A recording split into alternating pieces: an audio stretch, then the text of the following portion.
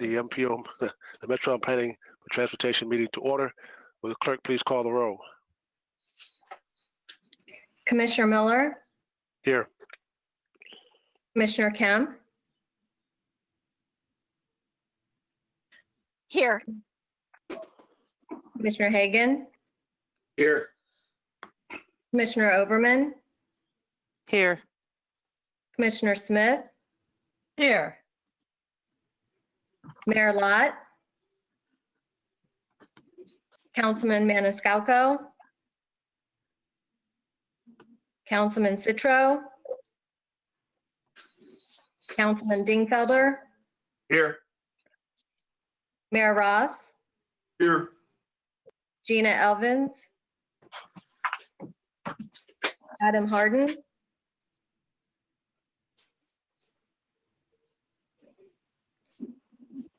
Paul Anderson or Charles Klug, Joe Wagner, Here. Michael Marino, Here. Here. Steve Kona,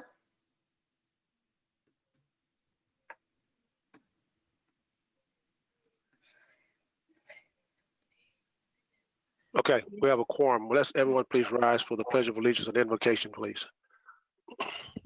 You should have a flag on your screen. I pledge allegiance to the flag of the United States of America and to the republic for which it stands, one nation, under God, indivisible, with liberty and justice for all. Our gracious and heavenly Father, we're thankful that you allow us to come together today to make decisions to make this county a better place for everyone to live, work, and play. We ask that you regulate our minds and humble our hearts as we make these decisions. Father, we ask that you put a blessing on this country to bring us together, Father, to communicate and understand each other better than what we're doing right now. We must do this, Father, to bring this country some peace and harmony. We ask that you bring us together regardless of our color of our skin, our sexual orientation, our political orientation, whatever it may be, just bring us together to make this place a better place for all of us to live, work, and play. We ask you to put your loving arms around those that put their lives on the line for us each and every day, whether they be military, be police officers, firemen, nurses, doctors, whatever the case may be, Father. We ask that you put your loving arms around them, guide them, protect them, and comfort them. When our work is done here today, we ask you to take us back to our homes to find everything safe and sound. These are all blessings we ask in your righteous and holy name. Amen. You should have received the minutes from the July 28th, 2020 meeting. Is there any corrections or additions to the minutes? If not, might have a motion to approve the minutes. Move approval. Motion by Commissioner Overman, second by, who was that? Commissioner Smith. Commissioner Smith. Please call the roll. Miller, Yes. Dingfelder, Yes.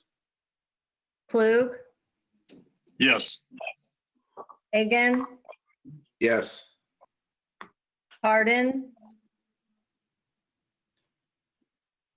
Kemp, Yes. Lott, Maniscalco, Marino, Yes.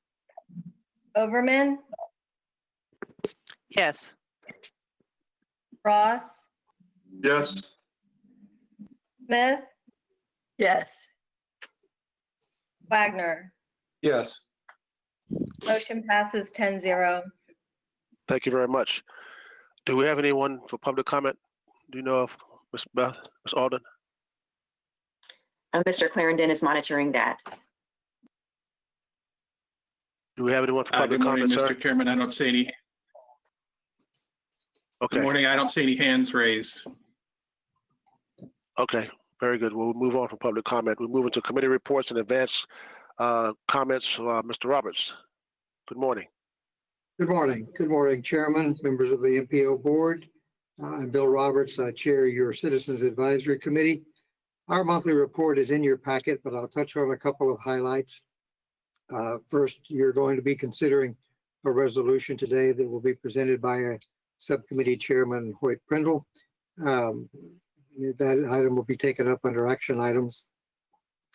The Citizens Advisory Committee also reviewed the TIP amendments. Those are on your agenda for consideration, and they have the recommendation of the Citizens Committee. Finally, we continue to have a robust discussion about the TAP and the various aspects of it, and we'll be continuing that discussion in our upcoming meetings.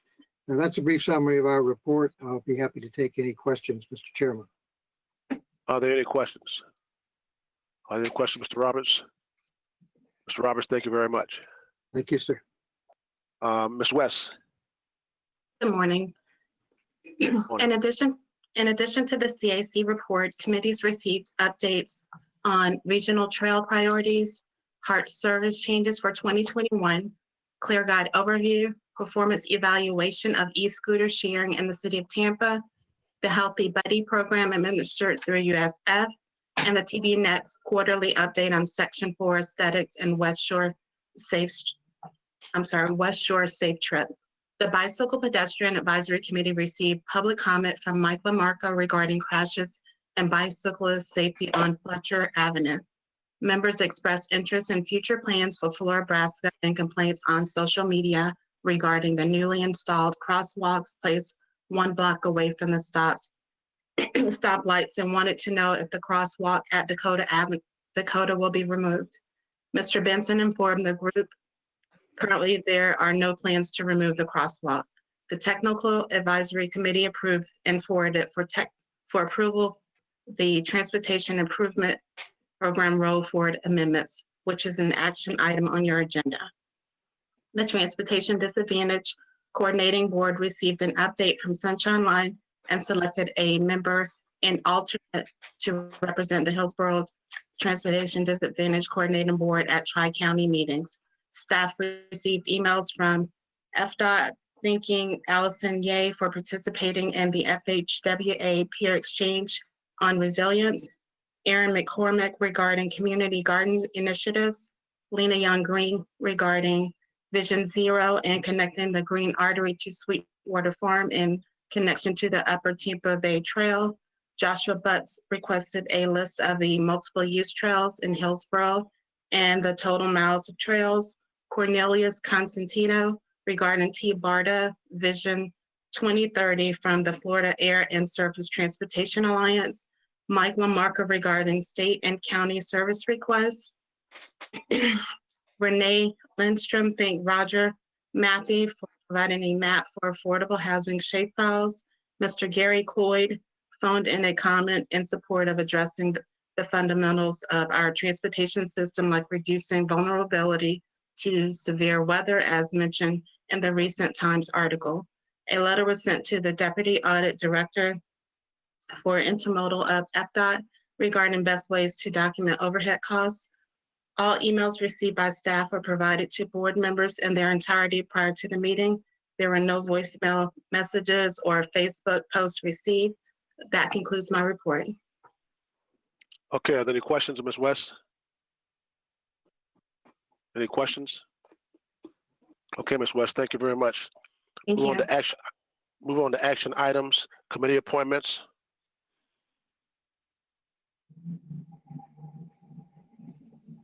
Ms. Wilkening?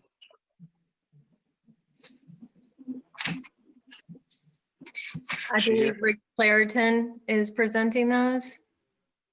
Okay, Mr. Clarendon, committee Yes. appointments. Good morning again, Mr. Chairman. We have 2 committee nominees, Letitia Walker, nominated by the City of Temple Terrace for the Citizens Advisory Committee, and Matthew Pleasant as an alternate to the Technical Advisory Committee, nominated by the School District Growth Management and Planning Department.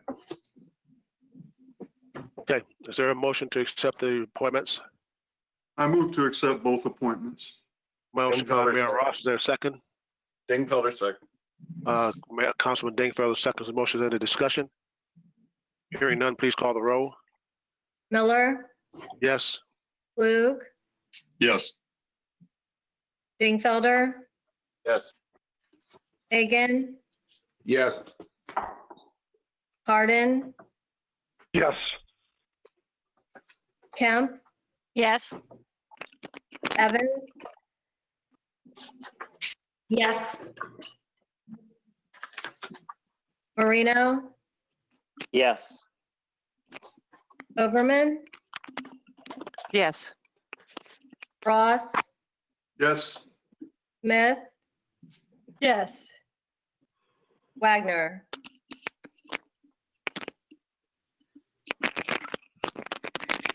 Motion passes 11-0. Thank you. We move on to resolution on racial discrimination. Hoyt, Prindle. Good morning, members of the MPO board.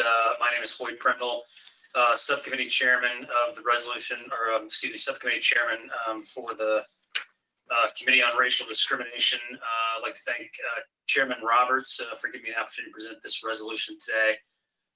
Essentially, as I'm sure you all know, given the events regarding the Black Lives Matter movement and other things within our country in the last couple months, I took it upon myself to present the original resolution to our MPO board, and Chairman Roberts appointed a subcommittee which specifically hashed out the language of this resolution, and then we voted on it as a full committee. So I will briefly go ahead and read the resolution, which is in your agenda packet, and it says, whereas the purpose of the Citizens Advisory Committee to the Metropolitan Planning Organization is to ensure that all voices in the community are represented during transportation planning decisions, and whereas the extreme acts of racist violence and excessive force that led to the deaths of George Floyd, Breonna Taylor, Ahmaud Arbery, and far too many other African Americans must be a call to action to all bodies of government that systemic changes are needed.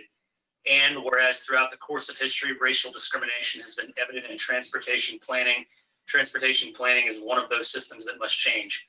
Governing bodies that plan transportation must recognize how the system has created and perpetuated racial inequities, whether it be requiring African Americans to sit in the back of the bus, purposefully using freeways as a neighborhood clearing tool to bulldoze, divide, and box in African American communities, or refusing to have transit come into certain parts of the city for fear that it would allow African Americans and other minorities to easily reach those communities. Our country has time and again used transportation as a tool of freedom for some, but destruction for others. And whereas locally, neighborhood clearing was manifest in the construction of I-275 and I-4, which were used to divide African American communities and eliminate the Central Avenue Business District. And whereas on August 12, 2020, the CAC voted unanimously to recommend this resolution to the MPO. Now, therefore, be it resolved by the Hillsborough Metropolitan Planning Organization that we stand with those who peacefully protest for racial justice and support ending racial discrimination in transportation planning, which includes ensuring more robust access to all modes of transportation with a more intentional focus on the needs of African American and other historically disenfranchised communities in Hillsborough County. Staff is directed to develop action items in support of this resolution. I'd like to give special thanks as well to Rich Clarendon and Beth, who helped get this in a form that was ready for the committee. But I would encourage the full NPO board to adopt this resolution. As you know, the CAC is a rather diverse group of individuals across the political spectrum, from very, very liberal to very conservative and everywhere in between.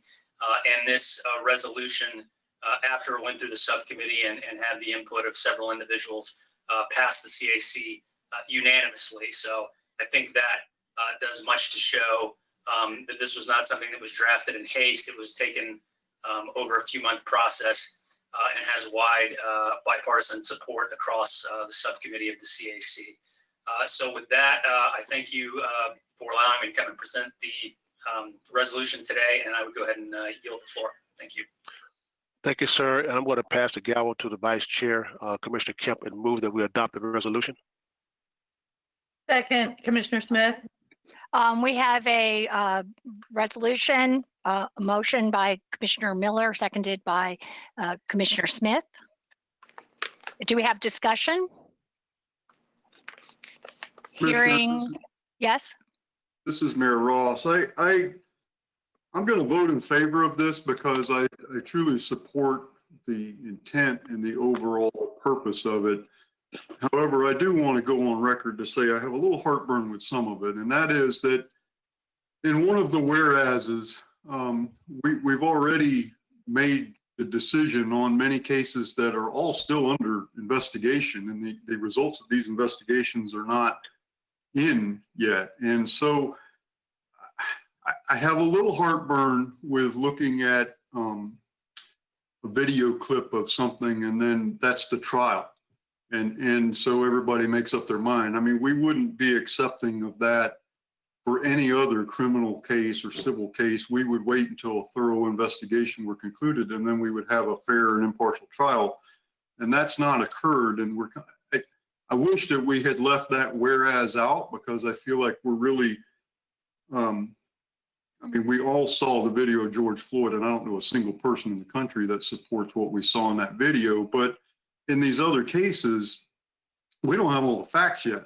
And we're rushing out here to condemn the police actions when we don't really have all the facts. And the facts may, in fact, turn out to show that the police were wrong. And if they do, they do. But I think I wish we had left that out, because I think we're kind of slapping our law enforcement partners in the face a little bit by judging them without having all the facts. So I'll vote in favor of this with a little hesitation, but I support the overall intent of it. I don't think anybody would disagree with that. But I do think that people today are rushing to conclusions as soon as they see a 10-second video clip without waiting for all the investigation. So anyway, I just wanted those objections noted. Thank you. Madam Vice Okay. Chair, Thank you. Madam Vice Chair? Yes. this is Commissioner Miller. Yes, have the Commissioner floor. Miller. Yes, you're Mayor recognized. Ross, I'm not really gonna debate on what you just said. I understand what you're saying, your feelings.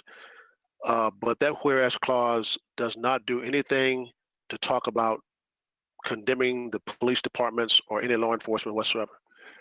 It says extreme acts of violence. And I think that's what you're talking about, an excessive force that led to the deaths of George Floyd, Breonna Taylor, Ahmaud Arbery, and far too many other African Americans must be called to action to all bodies of government, and systematic changes are needed. Nowhere in there it talks about police departments, law enforcement, sheriff's department, highway patrol, Texas Mounted Police, anything like that. I understand your point to a certain extent, but this is not condemning the police. This is talking about systemic racism in this country. It hasn't even talked about the gentleman that was shot in the back 7 times. That could be added, but it wasn't added. I think this was done before that time. We have got to come together in this community. We got to come together in this state. We got to come together in this country and talk about the systemic racism that's been going on for 200 some odd years. And if you look at the peaceful demonstrations that was done when I was growing up and the peaceful demonstrations you see now, they're a lot different, a lot different. You have all races, all creeds, all colors, all national origins, all sexes, whatever, peacefully protesting day somewhat until it gets out of hand. And I pray that those particular demonstrations come back to peaceful demonstrations and we're able to sit down at the table and try to work things out. But I don't think anywhere in this resolution was it downing down a police officer. Understand, I got a son that's a police officer.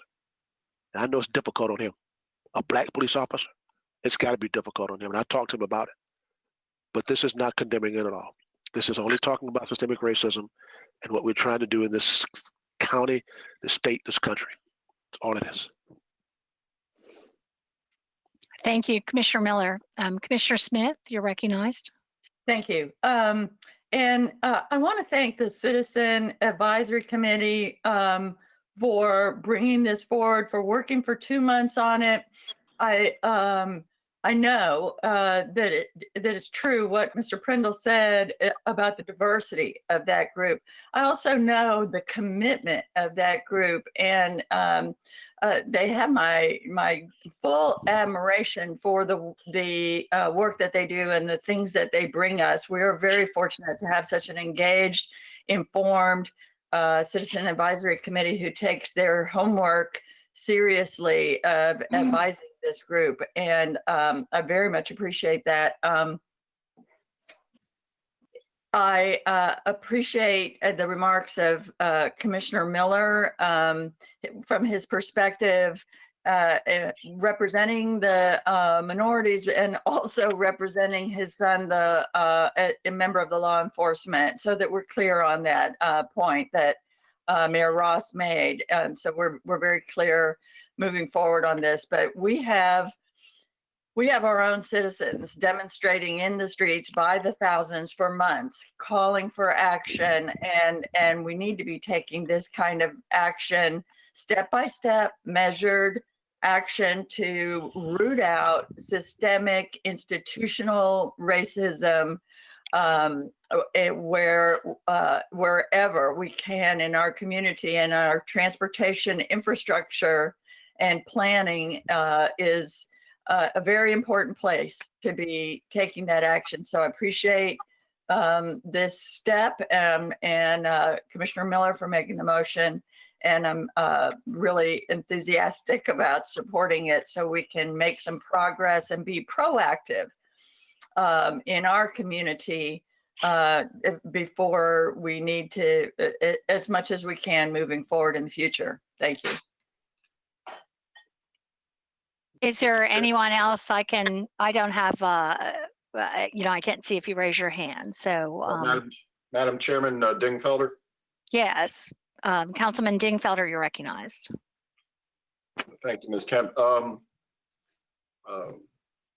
Mayor Ross, Commissioner Miller, Commissioner Smith all spoke very eloquently on this important issue. In the city of Tampa, we're obviously deep into addressing some of these issues. We've been the center of most of these protests, and folks have come down to City Hall in the droves to talk to us about these important matters. One of the things I wanted to mention, and by the way, Mayor Ross, we do respect the work that Tampa Police Department does day in and day out, one of the toughest jobs in our community. I think we're very fortunate to have a good police department and a good sheriff's office, et cetera. And we've been fortunate as a community not to have these horrible issues in the forefront like some other communities. But that doesn't mean that we can't do better. And we're in the process with our mayor of reviewing our use of force policies, as well as many other policies that impact the community, and also modifying our community review board, our citizens review board, which is an important group in these matters. But in regard to the MPO, I just wanted to point out, we don't control any police departments or anything like that. We do transportation planning, and obviously transportation planning can have impacts on neighborhoods, and we need to be very cautious and vigilant that those impacts are not discriminatory.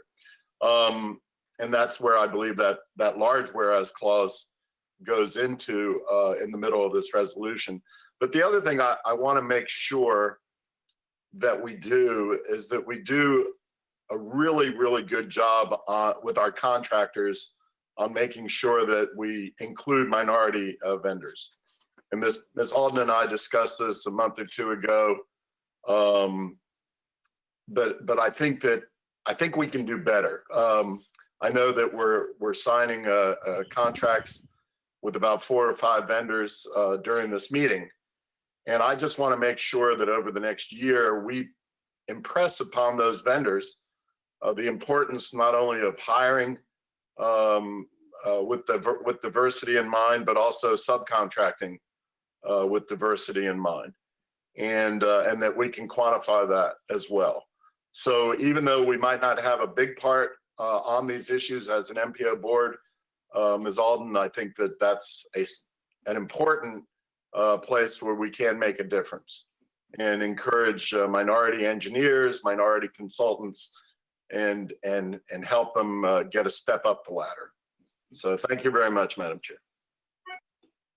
Thank you. Is there anyone else with comments to be made? Seeing none, I'll just say I'm very grateful to the CAC for bringing this forward. It was a wonderful, I think, resolution to bring forward to the attention of the board, and I'm sure that it required a lot of work and attention. Like Commissioner Smith, I have to say that I didn't need another meeting, but I sat in on a CAC MPO meeting. I think they actually permitted me to speak, but I sat for the meeting, and I was the quality and level of work and discussion and discovery and digging deep in was just amazing. We have an amazing Citizens Advisory Board to our MPO, and thank you all for your service and for bringing this forward. The remarks have all been incredibly appreciated and well taken. I think, honestly, I think that whereas extreme acts of racist violence, unfortunately, if we were to name names, would be far longer, I'm sure, for the brevity of this, that it was made shorter. But I think that it is an important paragraph. The one that throughout the course of history, racial discrimination has been evident in transportation planning. In one of those systems must change. We must recognize how the system has created and perpetrated racial inequities. And I'll tell you, I started doing more reading about this, and I was, and more of the information has come out recently, and I was stunned to find that I know our interstate system happened to go through poor communities. The heart and soul of our Black community was Central Avenue. The heart and soul of our Latin community, which, or as we say here, which separated Ybor and West Tampa. But it wasn't just by mistake or because it was the cheapest property available. Actually, the National Highway Administration had a policy of targeting and destroying those neighborhoods. And think about the generational wealth that was lost there. And then people couldn't get mortgages to move to the suburbs because of, discrimination that was in the documents, not allowing for Blacks and Hispanics to get mortgages. I mean, we have had, this has been so true in our transportation system. And I tell you, I'm extraordinarily concerned about the kinds of steps that have been going forward with plans like the regional parking garage plan, as I call it, because that's what it is, and the manifest inequities of that plan in terms of not serving these communities that were in such need of transit and still have nowhere near what we should be providing. So I think this is well taken. I hope it infuses every single part of what we do, including our road building, including our transit, including our procurement and hiring and community involvement. So thank you so much for bringing this forward. I hope it becomes part of the real a driving force within the work of the Metropolitan Planning Organization, the MPO, because certainly it has been a place where much discrimination, I feel, has taken place for decades and generations. And it's time for a reckoning, and I think a time for us to change that moving forward. So thank you very much for this. I don't know if there's any more comments to be made. Seeing none, I don't think we will move forward. We have a motion by Commissioner Miller, and we have a second by Commissioner Smith. Please take the roll call. Miller, Yes. Klug, Yes. Dingfelder, Yes. Hagan, Yes. Arden, Yes. Kemp, Yes. Evans, Yes. Maniscalco, Yes. Marino, Yes. Overman, Yes. Ross, Yes. Smith, Yes. Wagner. Yes. Motion passes 13-0. Thank you very much. Thank you. Transportation Improvement Program Roll Forward Amendment.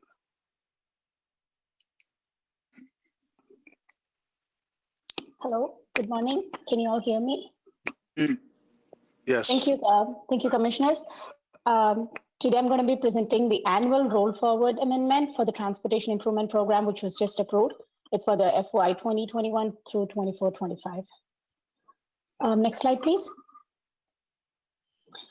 Just wanted to give you all a quick update about what is the Transportation Improvement Program. The TIP is our list of regionally significant transportation projects for the state and the local governments. What the TIP does is it identifies, prioritizes, and allocates anticipated local, state, and federal funding for all the transportation projects for the next 5 years. We received the TIP from FDOT in April, and it's adopted by the board in June, and it's effective of October 1 for the following fiscal year. Next slide, please. This is what roll forward amendment is. So sometimes we receive projects which are programmed but not allocated in the previous fiscal year, and those projects are automatically rolled into the next fiscal year of the FDOT work program. So the roll forward amendment is a process by which budget for the unopened and uncommitted project phases are requested to be moved forward to the next fiscal year. By doing so, this reconciles the differences between the adopted TIP and the FDOT's work program. And it ensures that the first year of the TIP adopted by the board matches the first year of the work program. So that's what it does. Next slide, please. This is just to give you a quick update, and it's a summary. The details are in your project packet as well. This is just to give you a summary of what the roll forward amendment is for this year. Staff received 14 requests, 14 projects from FDOT, and you can see by the FPN numbers and the amendment numbers that these are the projects we received. Some of them are newly added projects, but they were programmed in the previous year, so they are not new projects. And if you can see here on the table, on the column towards your right, the amendment cost change column shows what amount has been added from the time it was adopted, which is a dark blue column. Can we go to the next slide? Yes, this is the continuation of the 14 projects. And if you can see where it says NA, those are newly added projects which were added after the TIP was adopted in June. Next slide, please. This is just a comparative report sample to give you an idea of how this looks like. If you can see to the top half of the page, this is what it shows as the adopted and how it was previously in June. The bottom half shows where the status says amended is the other projects which have been amended. They have an amendment number, and the row in green shows that this is the ACSU funds for this particular project, which is the US 41 project, Vision Zero project. You can see that funds for 500,000 have been added to 2021. So that increased the amount from 1 million to 1.5 million. Next slide, please. With this, I request that if you can approve this TIP roll forward amendment, that'll be, that's my request. Thank you. Okay, is there any discussion on the amendment? Mr. Chairman, Dingfelder question. Okay, Councilman Dingfelder, you recognize. Thank you, Mr. Chairman. As I was looking through this, I saw the one of the items, and ma'am, if you could roll back, Ms. Rahman, if you could roll back a slide or two where it had the list, the full list of the items. Okay, there we go. One of them was, I guess it's the next page up, Sulphur Springs K3 at various locations, safe routes to school. As we all know, Sulphur Springs has many problems. Mr. Sharpe has been deeply involved in helping that area, as have other folks. Ms. Kemp, I know, is very familiar with it. Sulphur Springs has lots of problems.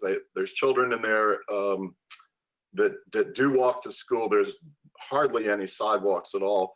About a year ago, I got a tour from the Stepping Stones art group on the river there, and the young lady who runs that art center and works with children drove me through the neighborhood to show me how horrific the lack of sidewalks are, but to get to their elementary school. And anyway, I'm glad to see this item is on there, but what concerned me was it didn't look like it was really funded until 2023. Is that correct, Ms. Rahman? I will just pull it up in a minute, the details.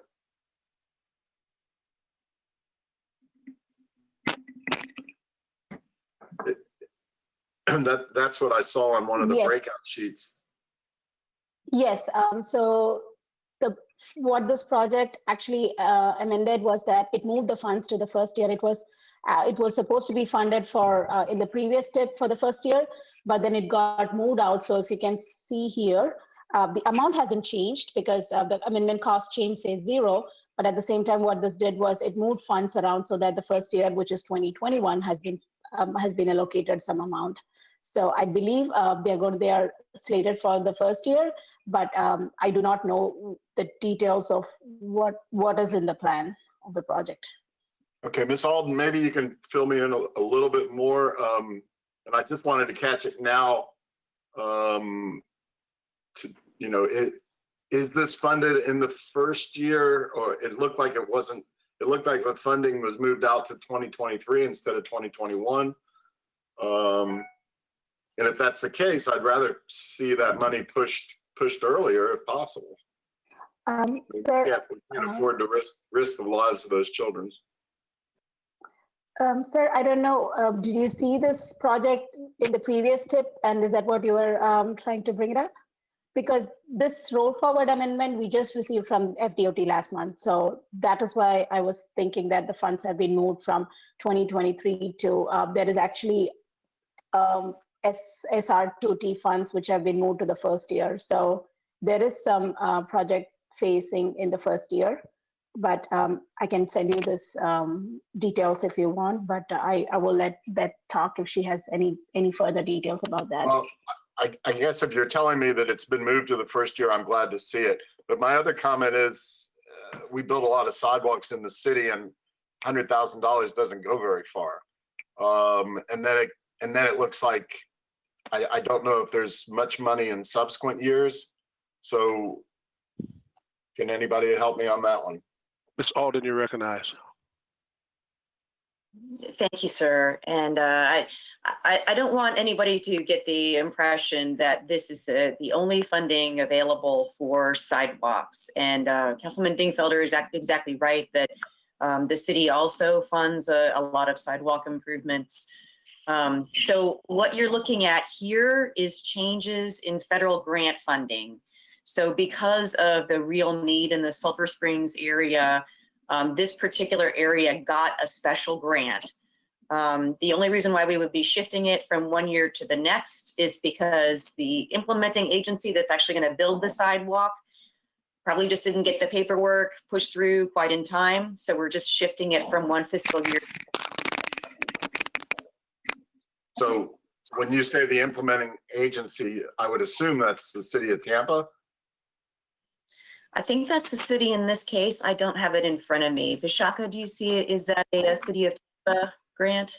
The grant which was moved around was the city FDOT's PE phase, but there are two different sources. One is the city of Tampa and one is FDOT. So it's part by two agencies. But the phase is different where they are allocating the money. I have the details in front of me.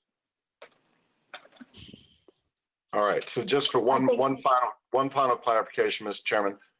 So are we confident that this 104 from the federal government is now moved up earlier into 2021 instead of 2023? So that's, like I said before, earlier in the tip when it was approved, it was funded for a previous year, but since that project did not happen, that has been advanced to the first year, which will now be effective 2021. So it was supposed to be for like a previous year, which was 2020, and from 2020 it has been moved to 2021. The construction is still slated for only 2023. All right, this amount which was moved, so if you see the $104,000 out of that, majority is for construction.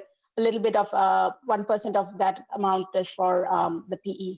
So that is the amount which has been advanced. The construction still stays as of 2023. Of course, I don't know if there's any further update which City of Tampa or FDOT can provide. If you want those details, I can try to get it for you.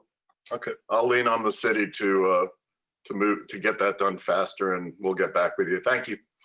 Sure, thank you. Okay, is there any other discussion on the, pardon Mr. me? Chairman. Commissioner Smith, you recognize. Yeah, just a quick clarification. Ms. Alden, we talked about a typo on the next page of this list with the Coast Greenway. It's the last item is Coast County Greenway, and it should be the South Coast Greenway. There is a Cross County Greenway as well. So I think it's important to make sure that the name of this project is accurately presented. Thank you. Okay. Thank you. I will note that. Okay, any other discussion on the amendment? Have a motion to approve. So moved. Motion by Commissioner Kemp. Is there a second by sound like Councilman Dingfelder? Was that you? Charles, Yes, please. sir. Okay, Mr. Klug. Seeing no further discussion, please call the roll. Miller, Yes. Klug, Yes. Dingfelder, Yes. Hagan, Yes. Hardin, Yes. Kemp, Yes. Evans, Yes. Maniscalco, Yes. Marino, Yes. Overman, Yes. Ross, Yes. Smith, Yes. Wagner. Yes. 13-0, motion passes. Thank you. General Thank you, Planning Commissioners. Consult. Thank you. General Planning Consultant Contracts. Good morning, Megan Attorney, MPO staff. So as of last month, we brought forth 5 of our GPCs forward for approval. Next slide, please. And so these were our 9 finalists. And so we negotiated contracts with 5 of them. Next slide, please. And so this time we are bringing back the remaining 4 that we were able to come to terms with. That would be AECom, Cambridge Systematics, Tyndale Oliver, and Tool. Next slide. And so again, as we had talked about before, the contract scope follows the MPO work program. The consultant task to be negotiated by the work order. And they each come with their own scope and products. And the lump sum fees negotiated by task are based on estimated hours and expenses and are maximum of $300K per task. Next slide. So we again worked with the remaining 4 to come to a negotiated labor rate, which you did find in the backup. And so we used the data from the FDOT District 7 as our benchmarking, and we asked the consultants to strive to hit that upper range of the 75th percentile. When they were not able to do so, we asked that they provide justifications such as resumes, specialties, or any reasons why we should consider them. And so we do have that on file. Also, you'll see the multipliers. We also negotiated if there were any differences or an overhead, the operating margins, et cetera. And we also looked at the overhead in terms of they were audited and accepted by the FDOT as well. Next slide. Again, the contract is 2 base years, and then they have the optional for every year out. That brings us to that 5 years of why we do it every 5 years. The max fee per consultant has to be under $2 million over the life of the contract, and the total amount available is $600K to $900K per year. Next slide, please. So we are asking that you approve the general planning consultant contracts with the 4 following firms: AECom, Cambridge, Tyndale, Oliver, and Tool Design Group. And in there, you'll also see their subs as well. Does anybody have any questions that I could answer? Are there any questions? I had a question for the attorney. Sorry, who has a question? Dingfelder. Councilman Dingfelder, you recognize. Thank you. Ms. Smith, I don't know if I interrupted you or not. No. Okay. Go ahead. Ms. Paterni, again, going back to the minority vendor issue, is it safe to assume that none of these 4 companies are WIMBY, women or minority vendors? That is correct. None of our primes are designated DBEs. However, we do have 9 total DBEs. They are in the sub-consultant role. Okay. I know in the city county, and I suspect Hillsborough County as well, on occasion, we identify some contracts as sheltered contracts. Are you familiar with that? That the use of that?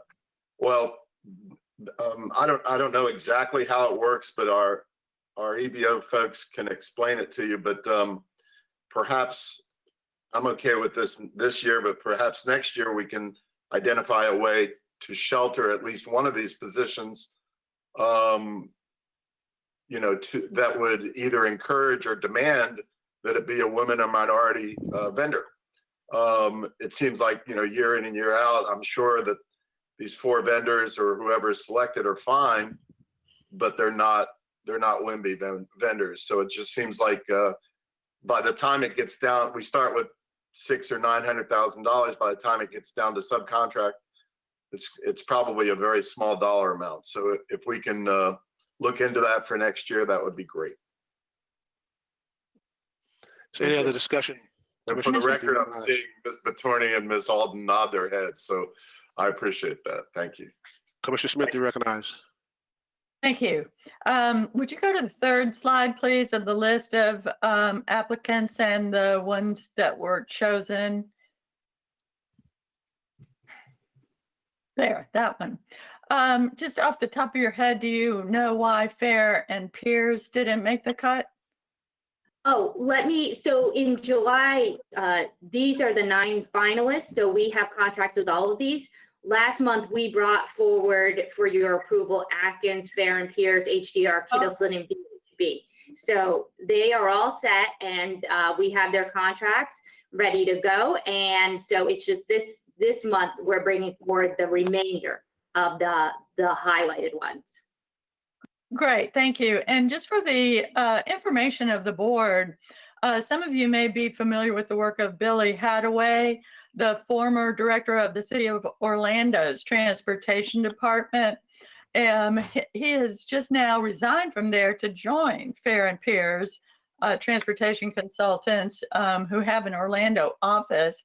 And I mention this because Mr. Hadaway is well regarded regionally in the field for multimodal transportation and particularly for complete streets and Vision Zero. So just to let you know of his move there, his expertise may be helpful to us someday now that he's no longer with the City of Orlando, but doing consultant work in our area. That's all. Thank you. Thank you. I'll move approval. I'd also have a comment. Motion by Commissioner Kemp. Is there a second? Is there a second? Second. This Commissioner Overman, second. Second by Commissioner Overman. Commissioner Kemp, you recognize. Thank you. I just want to say thank you for pointing that out, Commissioner Smith. I was not aware of that. And Billy Hadaway is, I would love to have him looking over some of our work here in Hillsborough County, because he would, I'm very excited about that possibility. Thank you. Okay. We have a motion by Commissioner Kemp, second by Commissioner Overman. See no further discussion. Please call the roll. Miller, Yes. Klug, Yes. Dingfelder, Yes. Hagan, Yes. Arden, Yes. Kemp, Yes. Evans, Yes. Maniscalco, Yes. Marino, Yes. Overman, Yes. Ross, Yes.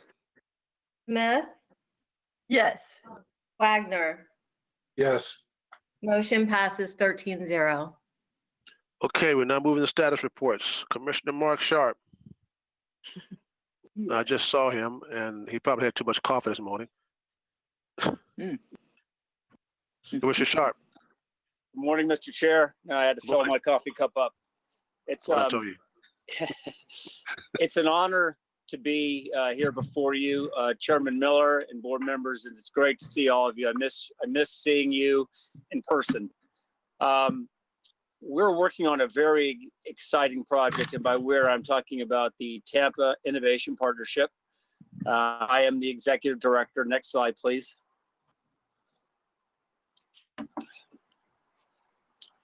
The partnership is a 501c6, and its mission is to unleash the potential of the Uptown district. I heard one of the previous speakers talk about transit and as a tool of freedom, and we wholeheartedly embrace that. And I'll be talking briefly in the next couple of slides about our embracement of transit. But our mission is to take an area. When I was county commissioner many years ago, and had the opportunity to look at where we had a large number of people living in great institutions, but we weren't able to bring them together. Many people were missing out on the economic opportunities that others had as a result of the lack of connection. And it's our mission to create that connection. Next slide, please. I'm gonna turn my presentation over in a few seconds to Mr. Eddie Birch, who's going to present our MOU. But these are historic times. We have the partnership now joined in a memorandum of understanding with the city and the county to produce a master plan. We're halfway through that master plan. We gave our updates to the city and county in June. And what we talked about, and you can see it on this map here, these great institutions, our members of our organization, Advent Health, to the north, working on their surgical tower, which is a $250 million project. If you look just a little bit to the south of Advent, you see the VA hospital bed tower. And that's a $200+ million project right there on Bruce B. Downs. If you look again, just across the street from the VA hospital, Moffitt working on a $500 million project, which is the clinical support building.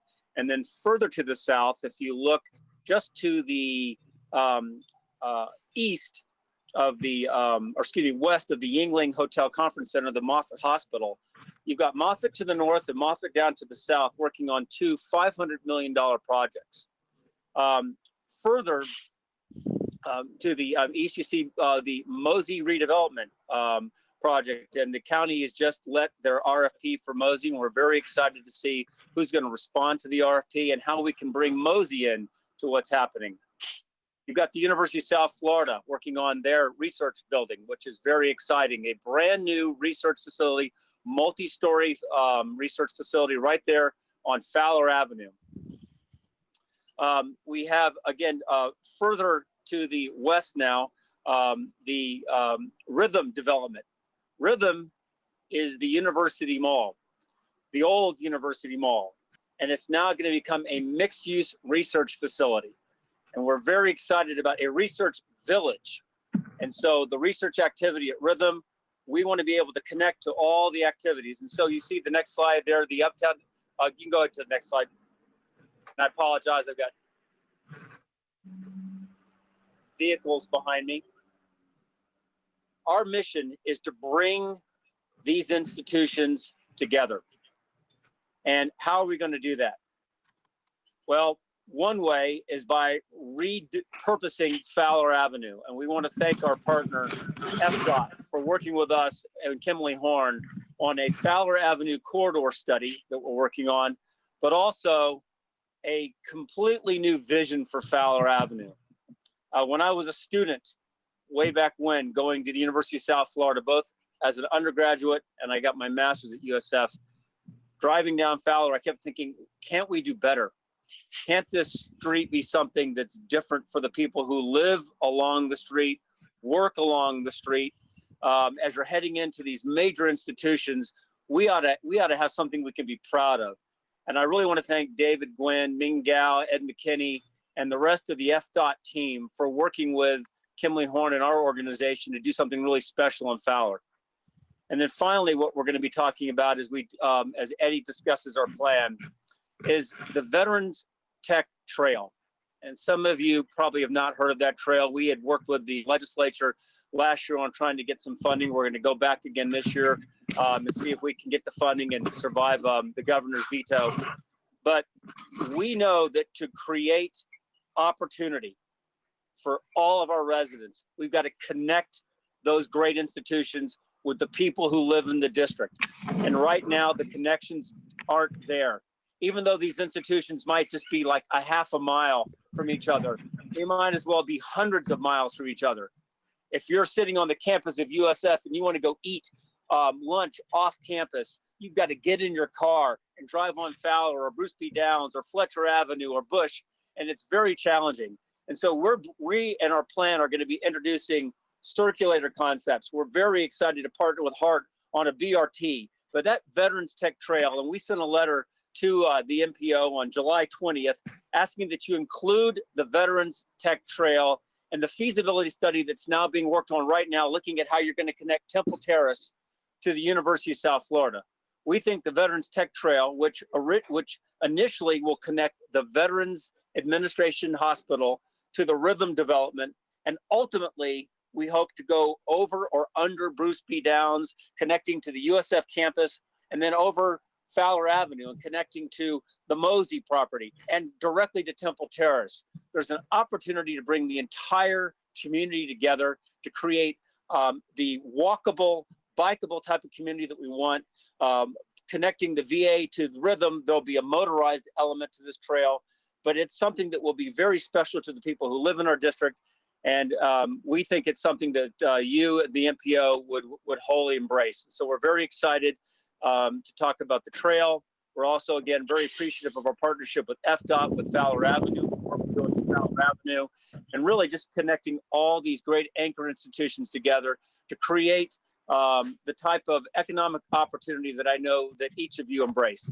And with that, I'll turn it over to Mr. Eddie Birch, who's with the Tampa Innovation Partnership, and he'll discuss briefly our master plan.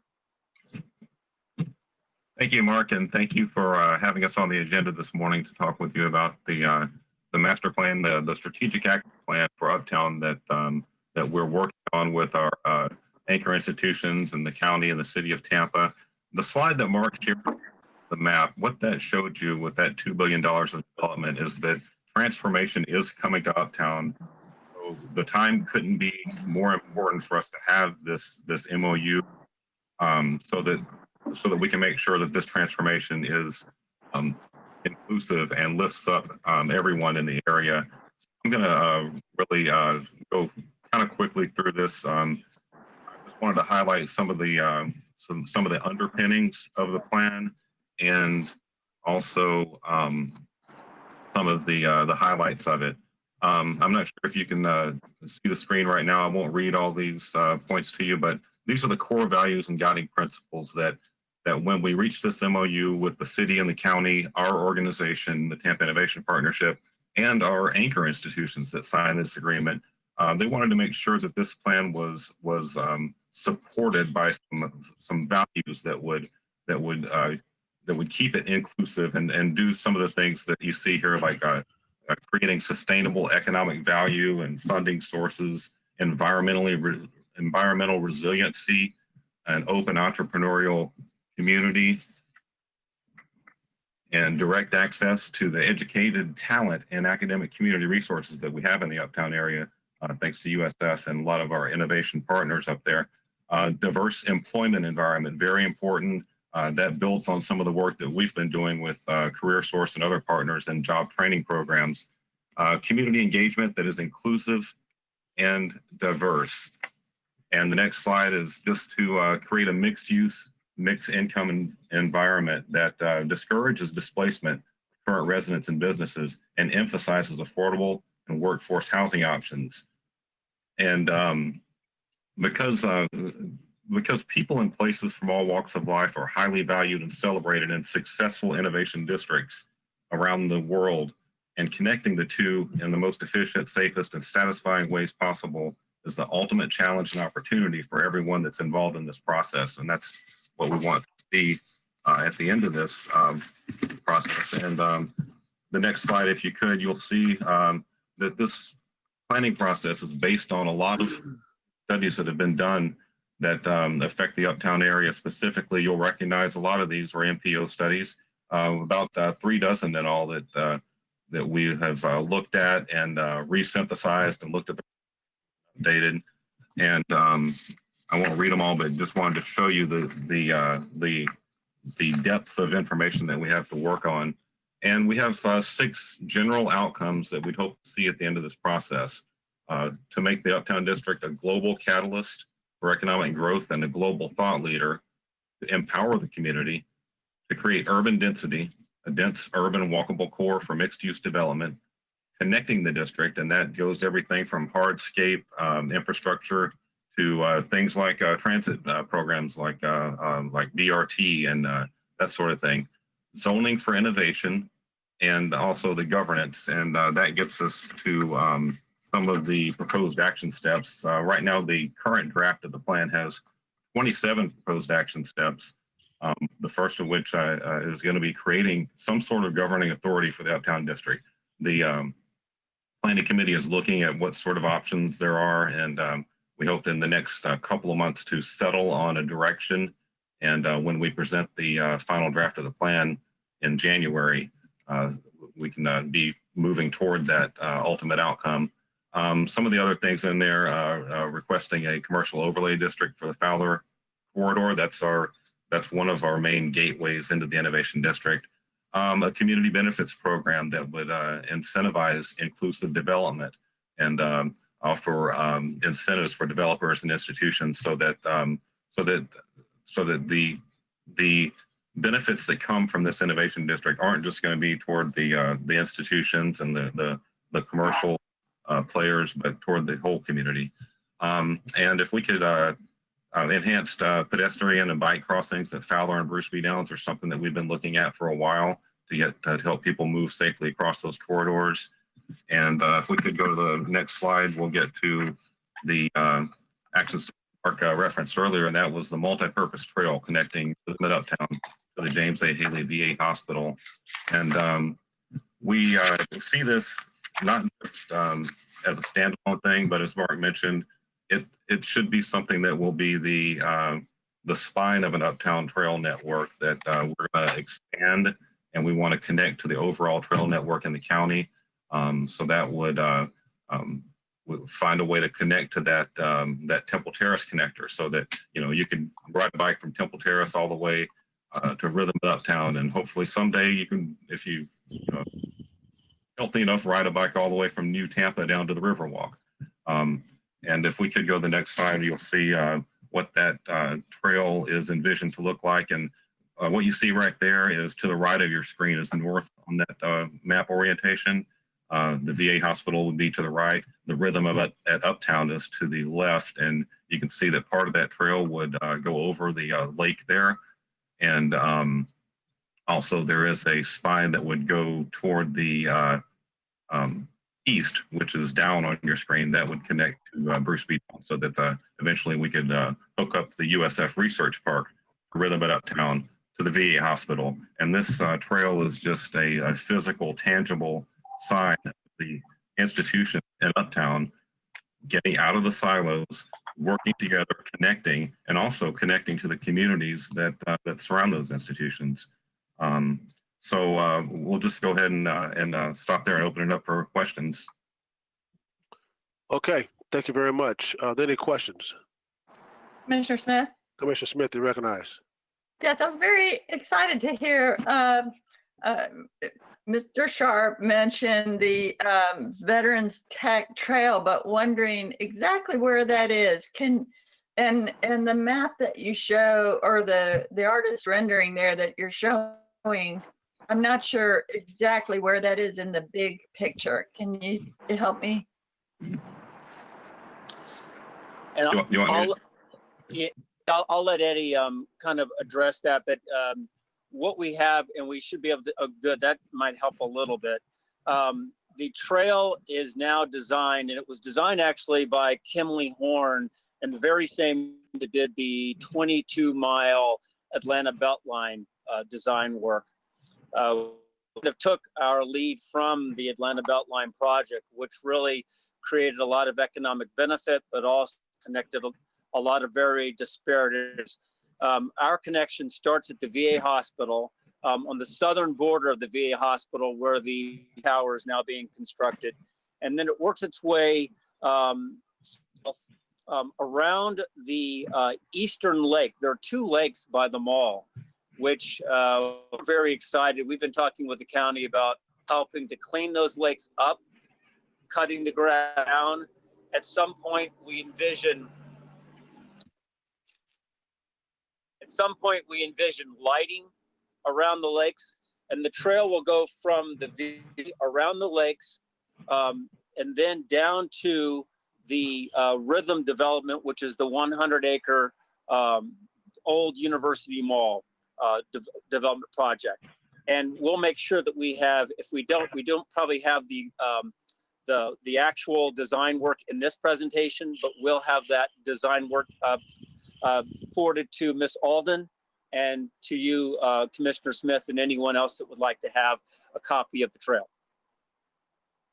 That'd be Okay, great. any I think other- that's really exciting in that area where, you know, I very much appreciate your working with the whole community to serve the broad range of income levels and diverse populations in that area. And I think bicycle pedestrian connectivity will be very important to make sure that everybody is included, and that this whole project works as a catalyst to help the whole community. So yeah, I'd be really interested in seeing that map and everything about it moving forward. Thank you.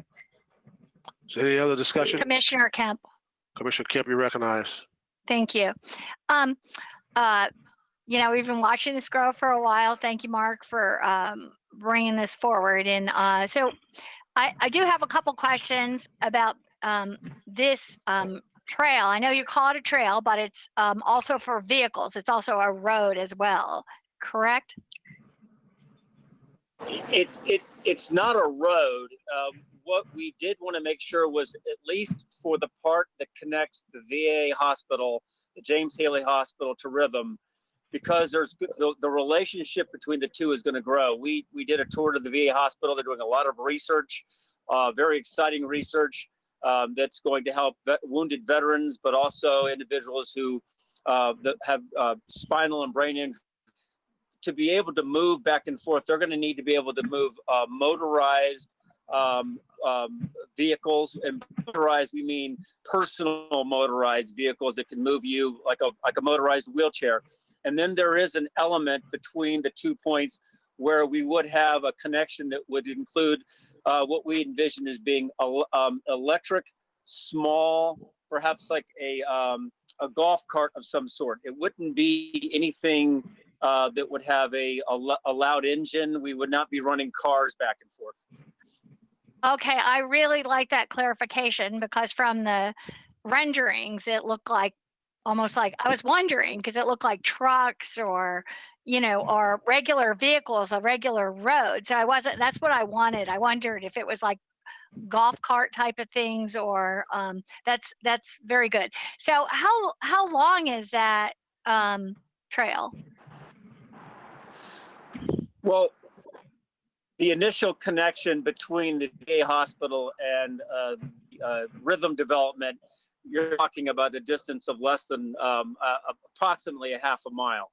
But ultimately, this trail, we envision this trail, thank you, this trail being as long as or longer than the Riverwalk. But that's as it grows. And so there'll be phases to the trail.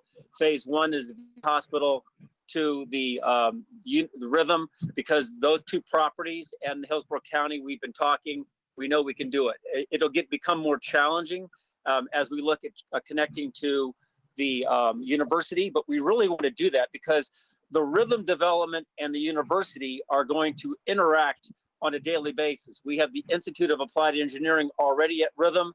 We envision in time thousands and thousands of students, professors going back and forth, and we don't want them doing it in a car. So to your question, Commissioner Kemp, we're working on trying to find a connection that will encourage people to use other forms of transportation, not a motorized vehicle, to get back and forth. And that's going to require us to be part of this feasibility study that you're working on now with Temple Terrace. Ultimately, our dream is you're downtown Temple Terrace and you want to get to the university or over to Rhythm. You can do it without having to get in your vehicle. And we know that there are many, many people who live in Temple Terrace now, but work at the university or work at the VA hospital or work at Moffitt, and they'd love to be able to get back and forth without having to use a car. And that's our mission. Great. It would be a great benefit. Okay, thank you.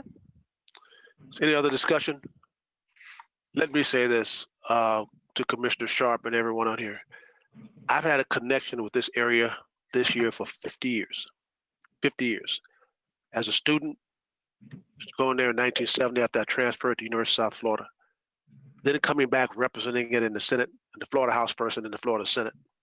Then working at the University of South Florida for 6 years, and now as a county commissioner. And I've always said that, let me back up a little bit. I remember when Fowler was a 2-lane road, and once you're going east, you came to 30th Street, going into the University of South Florida, it was a dirt road. A dirt road. I remember walking on the campus of USF, we would have sandstorms because it was a military bombing range. Commissioner Sharpe, after he left the county commission, took on this responsibility and he just ran wild with it. And look at what we have talking about right now in that area. Yangling, he didn't even talk about the Yangling Hotel Conference Center restaurant that's across from the Moffitt $500 million Moffitt Hotel hospital project. And I'm glad of that because I'm a 3-time cancer survivor and I don't know if I have to use it again or not with my body. But all the other things that are going on out there that's revitalizing that area and making it an area that when you drive down Fowler now, whenever this does take place, you don't have to be ashamed of it. When I was at USF, we brought in a prominent professor to try to hire them to University of South Florida. We wouldn't even come down Fowler. We would take I-4 and come in the back way through the south, to the east, the northern part of Temple Terrace, down Fowler that way and bring him into the university because we couldn't bring him in the other way. It was too embarrassing.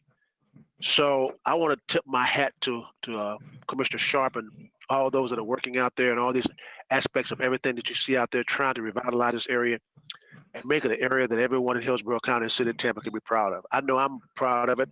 I hope to continue to work with him after I leave the county commission in November to continue to do something in whatever capacity I can to make this area, be the best that it possibly can be. It has been an area that had many, many names to it that were, the names to it just weren't proper. And now we have a name for it that's going to be something that we all are going to be very, very proud of. So Commissioner Sharpe, we appreciate your work. We appreciate all the work that you've done in bringing all these entities together. I know that had to be like herding cats sometimes, but we do appreciate all of the work that you've done. Thank you so very much, sir. Mr. Chairman, I know you've got to move on. I just want to say we appreciate the work that you've done for our community. I have the greatest, utmost respect for you as an individual and as an elected official, as I do for each of you who serve on this board. And I can tell you, when you opened up with your prayer and you talked about your dream of unity and bringing the nation together, that's what this project is about. And I believe that in the near future, people from all over the globe are going to be coming to the Uptown district to benchmark against us. And I've been going on these benchmarking trips to the chamber for years. And we look at what other people are doing. And I want them to come and see the work we're doing to lift up the entire community, to create opportunity for so many people who've been ignored for generations. We're going to connect them to these great institutions. The great institutions are going to work with the residents, and we're going to create a place that you can be proud of, sir. And I just thank you for your kind words and for the work that all of you are doing. Thank you, sir. Thank you. Okay, Tampa-Hillsborough Expressway Authority projects.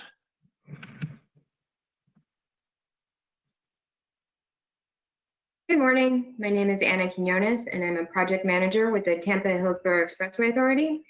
We also have Bob Fryon, he's the planning director, to help assist with answering any questions that you may have. You can go to the next slide. Basically, I'm going to be giving an overview of all of our projects that are currently underway, starting with our construction projects. Next slide. We have the Salmon West Extension, which I'm sure many of you are familiar with. Next slide. As many of you may already know, the Salmon West Extension is a 1.9-mile elevated toll lane in the median of the Gandy Boulevard, stretching from the Gandy Bridge to the Expressway interchange at Dale Mabry and Gandy. The new elevated lanes will help separate commuter traffic from local traffic, thus alleviating much of the traffic congestion on Gandy Boulevard. The structure is elevated 30 feet above the existing roadway to increase visibility of businesses on either side of Gandy Boulevard. And at this point, we're over 75% complete with this project, with the current expected opening timeframe of mid-2021. And this is a view of the viaduct with the extrados fins, with one of them painted as they will appear after completion of the viaduct. And you can go to the next slide. And we'll also have aesthetic lighting that can change color for different themes or events. These photos were taken about a month or two ago. The contractor did a test lighting of the pier and fin so we could see what it'll look like. Also, I don't have a slide for it, but we're also working to upgrade our aesthetic lighting on the reversible express lanes. And the goal is to have that completed by February of 2021. Next slide. Here are some numbers showing what is going into the Salmon West Extension. We also have a website dedicated to the extension with tons of relevant information, documents, updates, videos as well, and a link to the Shop Gandy initiative, which is a collaboration between THEA and the South Tampa Chamber of Commerce, the Greater Tampa Chamber of Commerce, the St. Petersburg Area Chamber of Commerce, and the Greater Brandon Chamber of Commerce to promote local businesses along the Gandy corridor before, during, and after construction of the Salmon Extension. And the website is just salmonextension.com. Next slide. Our next currently underway construction project is the South Salmon Safety Project. Next slide.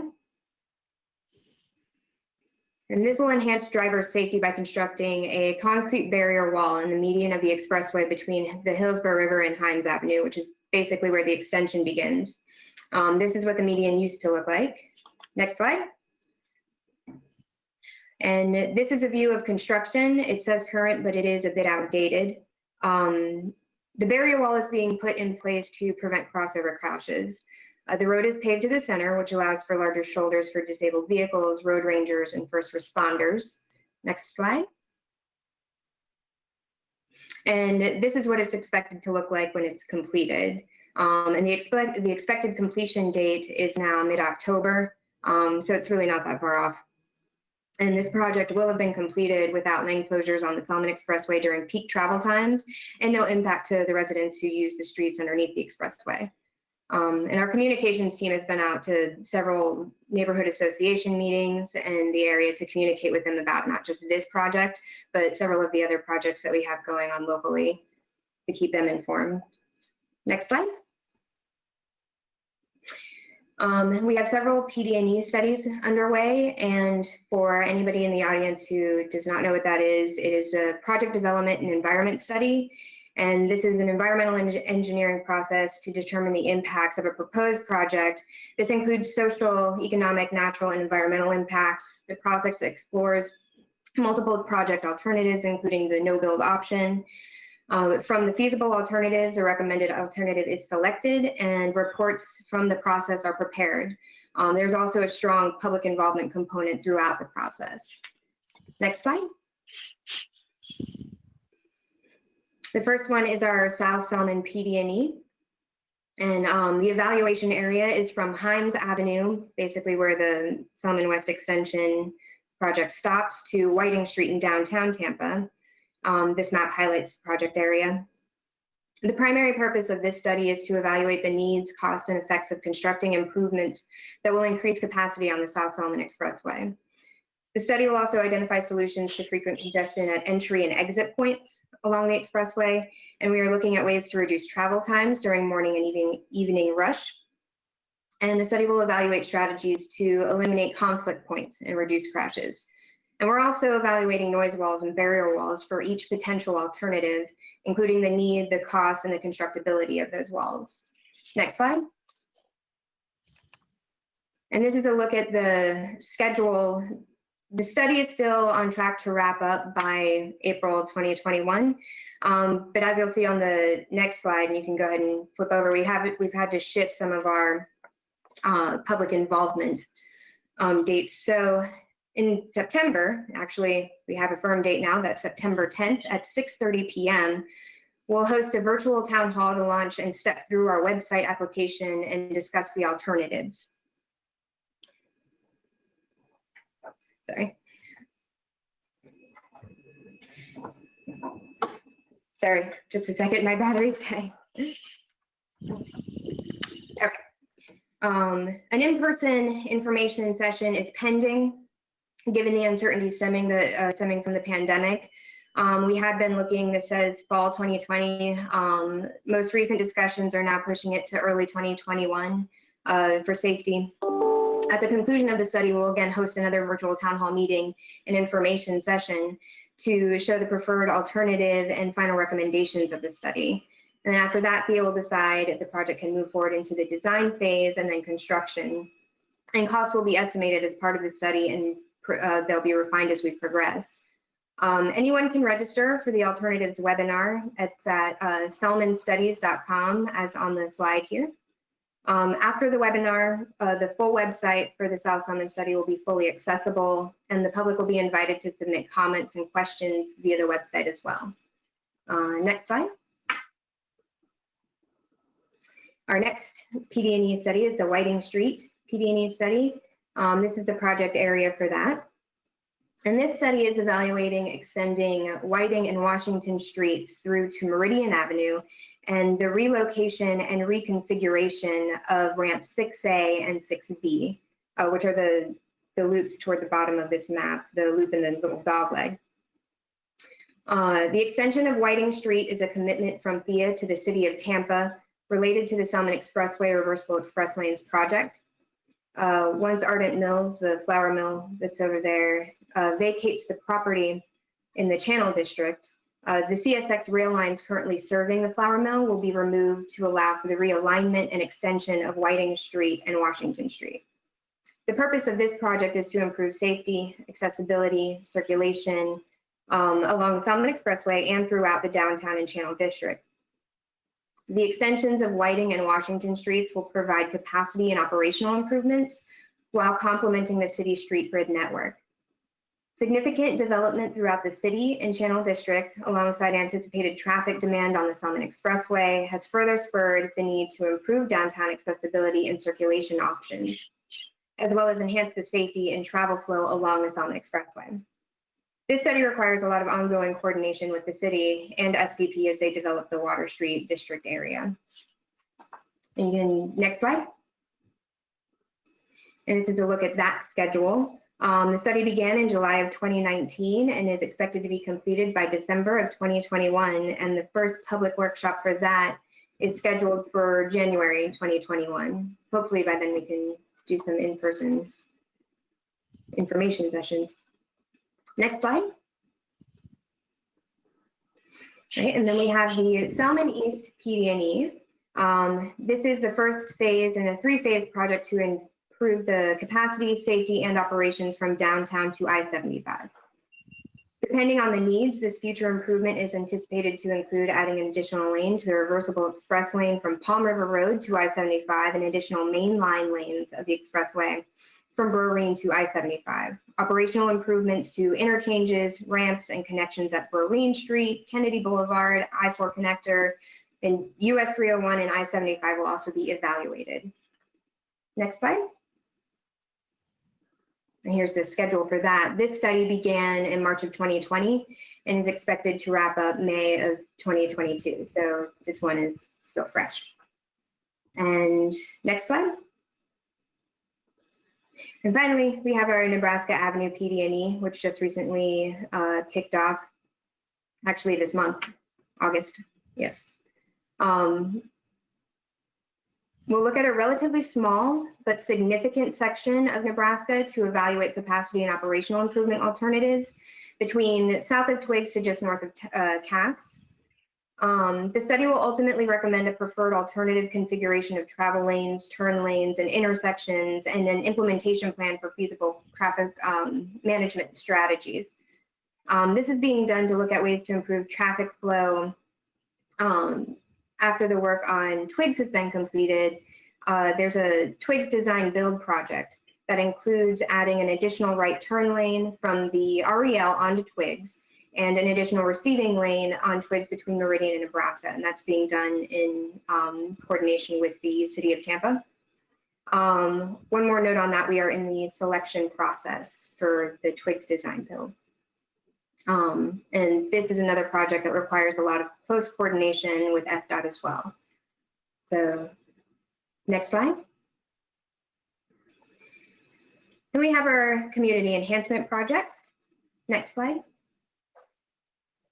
And this is just a slide showing some of the community enhancement projects we've already completed over the years. Many of you are probably familiar with them. Next slide. Our most recent completed community enhancement project is the Morrison Gateway project. And this is under the overpass at Morrison Avenue in Hyde Park. It's one of our community enhancement projects in which we work with the neighborhood association to make aesthetic improvements within our right-of-way. And how that usually works is the community organizations, they're welcome to come and apply for these community enhancement projects. We'll meet with the group representatives to hear what they'd like to do. After we determine if it's feasible or come up with a feasible plan, we discuss what agreements we'll need. And in the past, what we've done, we put the capital cost to design and construct the enhancements, and then we ask that the organization maintain the enhancements. And that's the agreement that we have for this location as well. Next slide. And then in downtown, we have our Selman Greenway. We are currently finishing the design for enhancements for the Greenway between Florida Avenue and Jefferson. And this will further enhance the pedestrian connection between the west side of downtown and the Water Street developments, in particular, the USF medical facilities, Camels, and the new one that's been constructed by Water Street. Construction has been programmed for fiscal year 22 for this one. And then we have the other Greenway improvements programmed as follows. So as you can see here, the little orange box is showing the Jefferson Triangle, which we plan to rebuild as a pocket park as part of the Whiting Street and ramp construction project. In the purple, we have the design program to begin in fiscal year 22 to enhance connectivity over there as well. And the top section closer to Ybor along Adamo, that's more to be determined at this point. That area has kind of been up in flux, but we remain open to speaking with the local agency over there to see what is going on, see what the plans are, and kind of remain open to see what we can do to enhance that area as well. Next slide. And that brings me to the conclusion. I will answer as many questions as I can, and then I have Bob on to help as well. Thank you very much. Thank you. Are there any questions? Are there any questions? Dingfelder had a question. Councilman Dingfelder, you recognize. Thank you, Mr. Chairman. A couple of things, just to shout out to our colleague, Mr. Wagner, and his great leadership and his entire team. You know, for years, I always thought the Expressway Authority was just about an elevated expressway, but they've managed to prove that they can come down to street level and make really positive change throughout our community. I did have a few questions and one comment to Ms. Quinones. The Beta Bay exit, I guess we're suffering from our own success. So the Beta Bay exit seems to back up at certain peak hours as it loops around down onto Beta Bay. And I'm wondering if there's any fix to that whatsoever, or if that's more of a function of the traffic light down there at the bottom, or what it, what can we do to it? Or are you guys looking at that through the PD&E? My other question relates to sound walls on the new construction down at the Gandy construction area. Ultimately, are there going to be some sound walls in some of those areas? Because I know that going back 20 years, sound has always been a concern, coming off that new elevated construction. And then my last is more of a comment. As I head down south toward the new construction, sometimes I think you need to talk to your contractor, because the signage down at the very end as you approach Gandy Boulevard is not very good. Sometimes there's temporary signs there that tell you, stay in the left lane if you want to loop down to McDill Air Force Base, or go in the right lane if you want to head to the Gandy Bridge. But the signage is really pretty poor and sporadic. So that's more of a comment. Thank you, Mr. Chairman. Are there any other?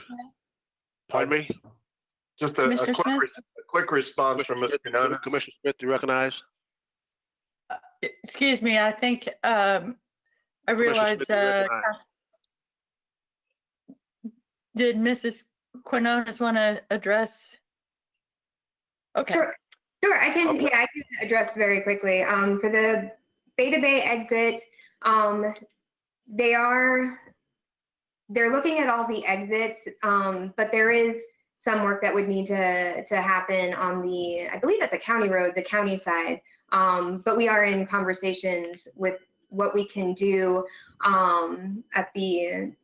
with the county, or even with the city of Tampa, to improve the local road network as well. Some of the signal phasing and things like that. This study is opening up some of those discussions, in which we have to work with the city or the county to come up with strategies on what we can do at the ground level.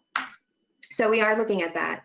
The sound walls, they have been evaluated for each alternative. My best answer to this is that you'll get an abundance of information from the alternatives that will be on the website, the public meeting, and I believe our communications team is going to be scheduling one-on-one meetings with all the. Let me interrupt you. I'm talking about the sound walls on the new construction that's already going on down by Gandy and West Shore. Oh, we are for that particular project. So we're evaluating sound walls as part of the PD&E to change the road. For this one, we are not actually adding sound walls. It's just the barrier wall in the median. Okay, you still miss me. I'll call you later. Thank you. Okay, all right. Commissioner Smith, you recognize. Thank you. And I just didn't realize that I had maybe interrupted Councilman Dingfelder's question. Could you show the slide of the community benefits, please? Okay.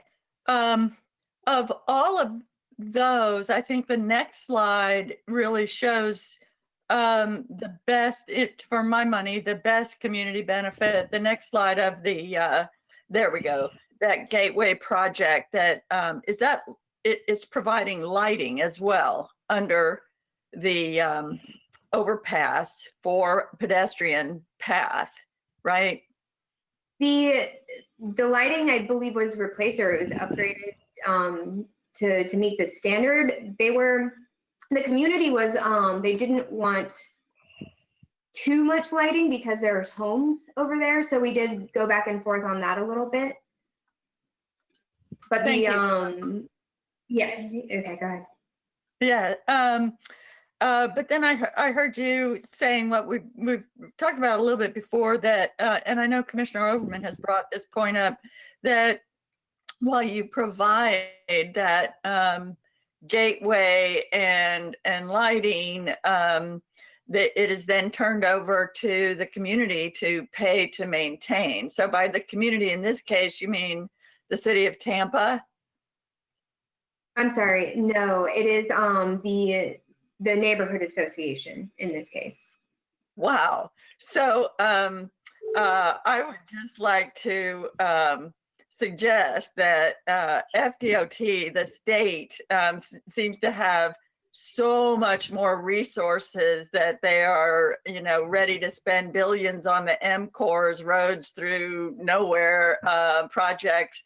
And when the community asks for a little sidewalk and safe passage under an overpass, I would think that the state could at least provide maintenance for something like 30 years moving forward, rather than asking the homeowners association to pay for maintenance moving forward. And that's my comment. Thank you. May I make, this is Joe Wagner. May I respond, please? Yes, sir. We work on these very closely with the community. When we say maintenance, we're usually talking about specific types of landscaping they've requested. And then for those landscaping plans, we actually install all the new landscaping. We install all the irrigation systems. And then we have an agreement with the city of Tampa where they irrigate the landscaping. When it comes to any hardscape features in there, we are totally responsible for all that when it goes in and after it goes in. We do continuous monitoring, updating of the landscaping that is in there. And so the ask of the community is, more or less, you put some skin in the game and we'll put a lot of skin in the game. So it's more of a partnership is what we're trying to form through this program. So it's not an onerous burden on any of the community associations we work with. We've had no complaints at all. They've all been very complimentary in the number of projects we've done through this program. So this is a THEA concern. It's not a state DOT concern that we're doing here. So I'd be happy to work with you or anybody else if there's any issue with regard to one of these projects that we develop and we maintain as we go forward. Thank you. Thank you, Mr. Wagner. Anyone else? Commissioner Kemp. Commissioner Kemp, you recognize. Thank you. I wouldn't have brought this up before, but this is a good, I think, opportunity. And I know Bay to Bay was mentioned. I know Bay to Bay does get backed up. It strikes me, and I don't know if there's a place for conversation about this, but I know that there's been a huge community outcry over and over again with the Bay to Bay as an issue about making it a complete street and changing the nature of that street. And I see an issue as to the fact that there is an expressway exit onto Bay to Bay. That exit is, as has been noted, to me, that's where I see the backups on the expressway is always at the exits, not at the, not as people, even during rush times for me, and I haven't seen all the traffic numbers or anything, but it doesn't seem to be an issue moving. It just seems to be an issue exiting and entering onto the expressway, which is a different issue. But as far as Bay to Bay, that seems like a really short, dangerous, steep exit onto this very small road, community road. And I have thought for some time and wondered about that exit moving to a road that was more capable of taking it, which is very close, and that's Del Mabry. It would just seem to me to make much more sense to drop that volume of traffic, and that there could be a smoother exit way, because it could be elongated one onto Dale Mabry, as opposed to I'm always struck by how much that one on Bay to Bay just drops you down into there. It's just strikes me as being just not good design for that area and not a good place for that exit. I'm just wondering if there could be any, if there's any thoughts to be shared about that. And Bob Fry, planning director for THEA. We've already met with the city, and we are going to be having meetings on every access point, specifically on what the city would like to see and how we're going to do a design similar to what we did on the Florida ramps for the Whiting Street project. So yes, we will do that. We will look at each one. Right now for the Selman South, we are just looking at a preferred alternative, but we met with them last week. We ensured Vic Beatty and Milton Martinez that we will meet and go through every single access point and come up with what the recommendations are. So I'm sure Beta Bay will be near the top of the list. Thank you. I think it's a really dangerous one and a one for the future that would be much better guided if people could just go a little bit further to Dale Mabry and take that road that seems to be able to take that kind of traffic and drive back if they want to or whatever to get to. I think it would be a huge benefit to move that exit, but thank you. Noted, thank you. Okay, we're going to move on the agenda. Next is the heart service changes for 2021.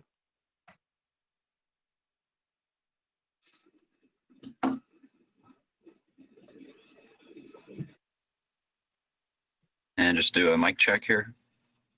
Yes, sir. We'll hear you. All right, thanks so much. Good morning, MPO board and attendees. My name is Justin Willits. I'm a senior planner in the service development department here at Hart. And I just wanted to go over our proposed service modifications for in calendar 21. We're in phase 1 of our public outreach and looking to get some feedback from the community. I have put the website heartserviceinput.com in the chat, so please see that link to respond to some of the alternatives and different routing options that we've put into this plan. That's the best place to really track your feedback, but obviously we're happy to take any questions probably at the end of the presentation. And with that, we'll go ahead and get started with the next slide. So a little bit of background. We were tasked in our department with coming up with some service changes to more accurately reflect our budget situation as we all wait for the outcome of the surtax from the Supreme Court. We've tried to chart a path of a more sustainable financial future for our agency, and our department specifically was looking at how we could tweak service to save some resources in the upcoming year. So we've proposed a slew of modifications that we'll go over with here, talk about some of the impacts and the schedule of those changes, and then touch on next steps and take questions. Next slide. General objectives, like I said, to maintain fiscal responsibility and improve our trajectory, preserve as much service coverage and frequency as possible, approach the adjustment with the most efficient and effective way we can. Want to maximize our existing resources, maintain the essential services that we've been operating throughout the pandemic that have been well utilized, even while hoping to only serve people on those essential trips. And then we want to address community and operational requests since the implementation of Mission Max. We have a lot of feedback, and there's a lot of things that have changed since then, including some of the ways we deliver service. So we're balancing some of the needs that we've addressed or we've seen arise over the last few years, and also maintain a path towards the aspirational type of transit system I think we all want to see in the community. Next slide. So the proposed changes are as follows. Next slide. So we'll start in the university area. This is something we've heard quite a bit about. We pulled a lot of the service off campus due to some congestion and some operational improvements during Mission Max. And we think it's time to reintroduce service to USF's campus. They have a good bull runner system, but those longer, I would say almost a regional connection by Hart's are a little bit different than some of the connections Bull Runner makes.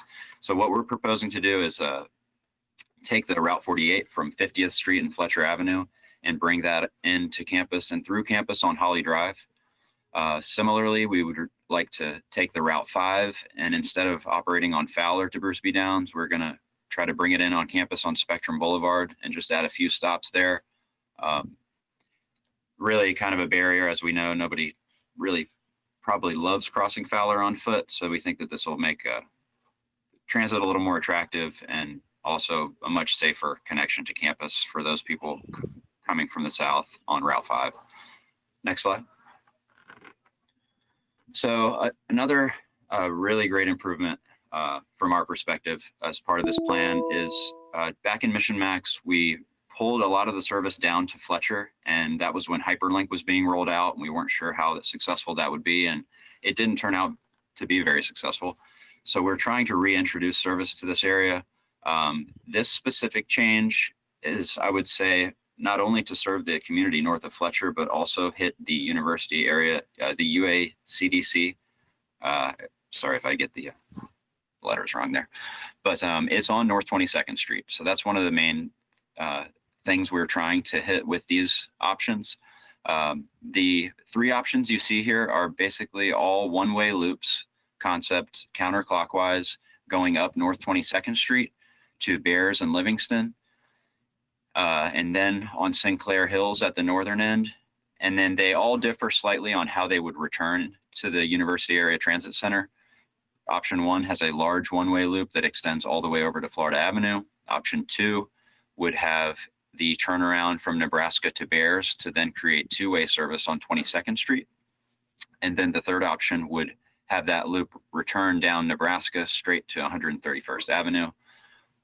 We think that the staff recommendation is option 1, but we wanted to give a few options out there that still accomplish most of the goals of this change. So as I said, if you go to heartserviceinput.com, you can fill out the survey. I would ask you please to share this with your networks, both at your workplace and on your social media feeds. We really would appreciate the feedback, especially in this early phase of the project where we are able to make some tweaks and before we get too far along. So we can go to the next slide. Another modification we're proposing is to change the way we serve the areas for routes 45 and 42. As you see here, if you are trying to ride from the University Area Transit Center north of Fletcher on Route 42, you would either have to get off and wait for the 42 to go all the way down to Yukon Transfer Center and come back to get to that area. So we're consolidating that portion of Route 42 into Route 45, which would then bypass the Yukon Transfer Center. All those transfers are still able to be made at intersecting locations. We don't have a lot of service at the Yukon Transfer Center like we used to. So we think this is a big improvement. And then, so you see Route 45 would then connect from the West Shore District all the way to the University Area Transit Center, and Route 42 would then just become a one-way loop, standalone route, if you will, which is also something that some of you might recall was in our IOC program of projects. So this is consistent with some plans that we're still kind of out there and wait as we wait for the surtax decision to come down. Next slide. So another one of the recommendations is to extend Route 33 to replace the Northdale Flex route. And what this would do is really kind of create a better connection from the university area to Northdale and from Northdale into the university area. We would be recommending to reduce the frequency on this from 30 minutes to 60 minutes. We have a good amount of service on Fletcher. 3 of our 4 most frequent routes, Route 6, 1, and 400, the Retro Rapid, have a lot of frequency between basically Florida Avenue and 56th Street. So we think that while we don't necessarily like to propose reductions in frequency from 30 to 60 minutes, there's ample service out there, and that the 1-seat ride from Northdale all the way into the university area is a bigger benefit than the negative aspects of reducing frequency, if that makes sense. So we think this is a really good improvement, and will help, just create a little bit of a better flow from Fletcher and Northdale Mabry, and provide some better connectivity for our customers. Next slide. One of the modifications we're also looking at is reducing the length of the 275LX. There's still some coordination occurring with FDOT about how much grant funding would be available, if any. So there's still some developments to be worked out on this, but we've tentatively proposed to operate this service from the University Area Transit Center to Wesley Chapel. That's about 50% of our ridership before the pandemic was on that segment. And we've got some other ideas for how to replace the connections that this route was making from downtown to the airport. And we can go to the next slide for to talk about that. So what we've seen on the 60LX and the 275LX on the top map are that when 275 gets very congested, as it usually does, we detour these routes down to Cypress because it's pretty consistent travel time wise. So we basically want to formalize that detour and return some service to West Tampa and the West Shore area. And so we're recommending getting rid of the 60 and 275LX. Between the two of them, they provided a bus every 30 minutes from downtown to the airport. We're just proposing to reallocate those resources to a route that's every 30 minutes on Cypress from downtown to West Shore Boulevard and into the airport. And previously noted was the amount of ridership for the 275LX was under 20% from downtown to the airport. And the 60LX was one of the lowest performing routes. It travels from the Brandon area through downtown and to the airport.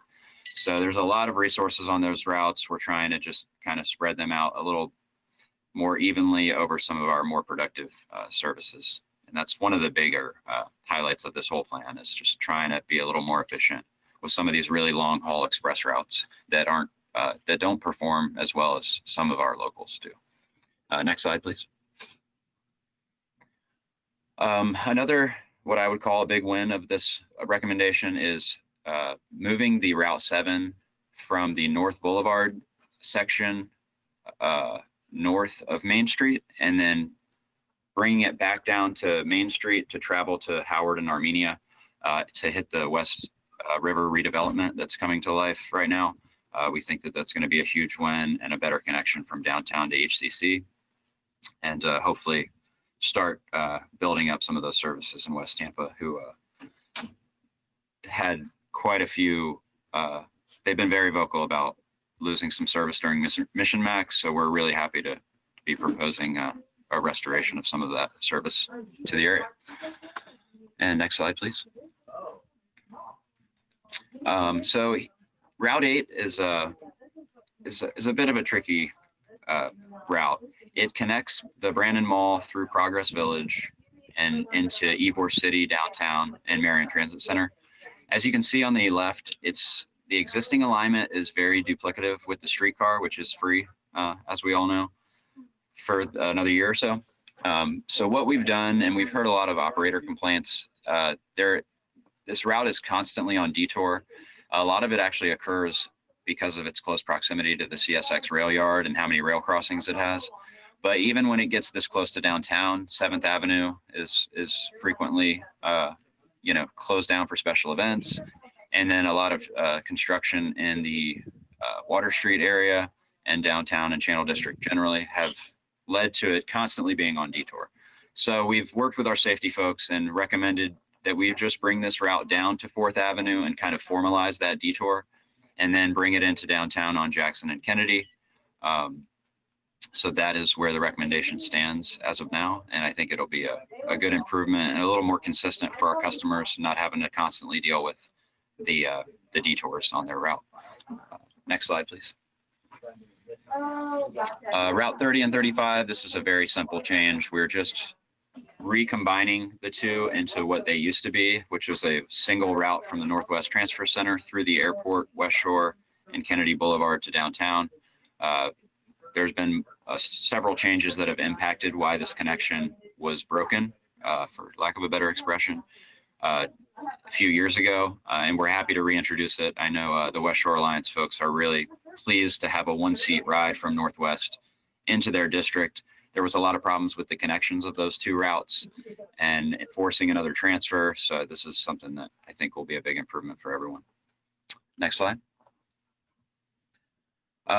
This is one of the real highlights of the plan. We are hoping to extend Route 38 further into the Brandon area, down Martin Luther King Jr. Boulevard to Parsons Avenue, and then down to Oakfield. We've heard a lot of calls for service on Parsons for several years. So I'm looking forward to trying to make this happen. But I think this is, one of three major highlights of this plan that are a big win for the community at large. Next slide, please. Route 14 is has been pretty successful since the modification several years ago. The one complaint that we get is it doesn't really have a good end of the line there. As you see, it turns around at Swan Avenue in the Soho district. We're proposing to extend that route with a couple of options here, which is why I'd point you again to the survey so you can weigh in on those. We're proposing to extend it south on Howard Avenue to travel actually down to Bayshore to get to Beta Bay. The old Route 4 used to do a little jog between some very minor streets between Howard and Beta Bay. With our 40-foot vehicles, that's not possible. So I checked with some of the city folks and we went out there and tested just a quick little stint on Bayshore to get to Beta Bay, and it checked out with safety and operations. So we're going to avoid a lot of that really tight turning radius that we used to do with some 30-foot buses and just get on Bayshore for a moment. And then the recommendation from staff is to go McDill south to Euclid, but we've also got a concept for going Beta Bay over to Dale Mabry. There is some commercial that we think it would be a good connection for job access on McDill. So that option number one is preferred at the moment, but we're throwing it out there to get some feedback from the community. And if anyone knows the last time we had transit service on Bayshore, I'm still looking for an answer on that one, but not exactly sure. We're kind of excited to be able to take a HART bus and enjoy Bayshore. Next slide, please. So other high-level changes, we are trying to be as equitable as possible with how we're allocating our service. And one of the recommendations is to reduce. Oh no.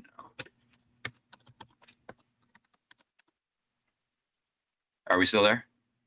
Yeah. So, sorry, my monitor just went to sleep.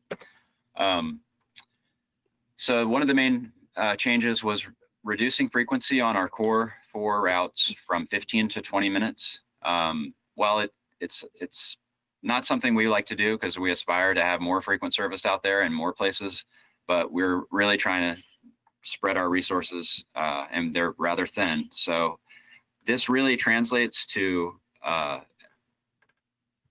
being able to operate at 20 minutes can translate to a savings of like 2 vehicles a day throughout the course of the day. And when you spread that across 4 routes, you're talking about, anywhere from 7 to 10 vehicles.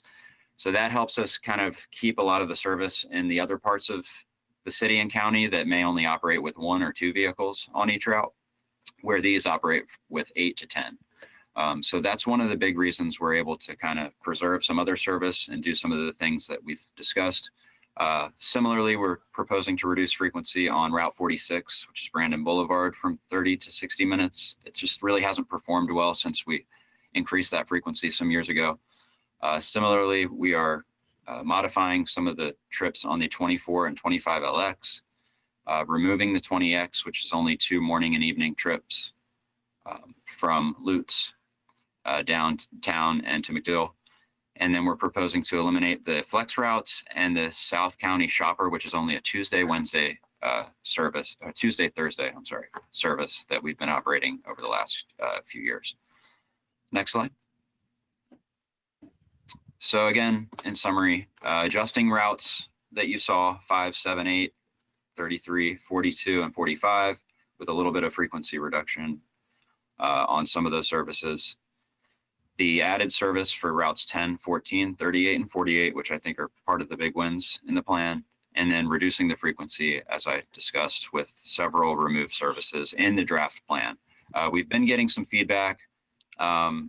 So I think we're going to look a little bit harder about the South County Flex. I think that we really want to preserve the service in Waimama. So we're trying to balance whether or not we think we should do that with a local route or maintain the flex service, but that's one that we're looking hard at.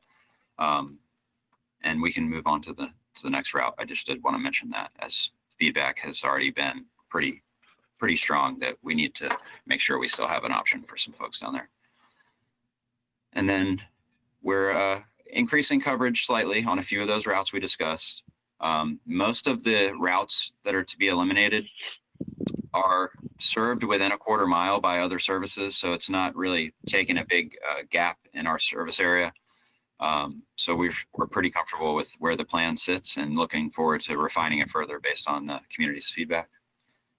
No, to next slide. So this is a draft of what the proposed weekday service map would look like. You can see the green there is 20-minute frequency, and the blue is 30-minute frequency. The purple is 60 minutes. And then we have the orange is our LX service, which is kind of just dependent on scheduling. A lot of those are peak only, but the 360 LX, which is the JC Hanley Park and Ride in Brandon that travels on the crosstown through downtown and then to McDill, is an hourly route and is planned to stay an hourly limited express connection all day. And I believe that should be the end. Yes, our current schedule. We're in phase 1 of outreach now, working on that through September, and then we'll have our public hearing and presentation to the HARP board in October and November, respectively, and then shooting for January implementation. Again, we have completed a few of our virtual town halls. We have another one upcoming on Wednesday morning. It's all on the website, heartserviceinput.com, which I plugged several times already. So I'm happy to report any comments and answer any questions now. And thank you for your time this morning. Okay, thank you very much, sir. Are there any questions? Are there any questions? Yes. Commissioner Kemp, briefly, please, because we're running late. Sure. And I just wanted to make a few comments. Only we did some deep dives on this at HART, but we have different people here. So generally, I'm really pleased. I think people should understand that cuts that have been made because HART is very, very, very underfunded, and the Mission Max cuts were made for that reason, not for I think mythology that it was efficiency reasons. It's because we didn't have the money to do the routes. That being said, I think we have to find out ways to do to better serve the most people in the best way. And I think that has been a goal here. A couple things I'm very pleased. I've been asking for a while for a map that showed colors that colorize the frequency of the routes. I think that's really important, and we've got that now.